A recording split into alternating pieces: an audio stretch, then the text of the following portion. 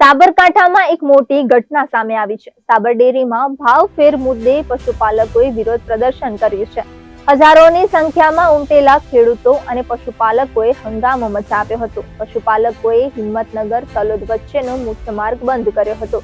Road પર બેસીને ખેડૂતોએ ચક્કાજામ કર્યો હતો। પશુપાલકોએ ડેરી સામે 25% સુધીનો ભાવફેર ચૂકવવા માંગ કરી છે। ખેડૂતોના ટોળા ઉમટતા પોલીસનો ચુસ્ત બંદોબસ્ત ગોઠવાયો હતો। ટોળાને નિયંત્રિત કરવા માટે પોલીસે ટીયર ગેસના 50 સેલ છોડ્યા હતા। આ ઉપરાંત 30 થી વધુ પશુપાલકોને રાઉન્ડ અપ કર્યા હતા। પોલીસે પશુપાલકો પર લાઠીચાર્જ કરીને 50 જેટલા ટીયર ગેસના સેલ છોડ્યા હતા।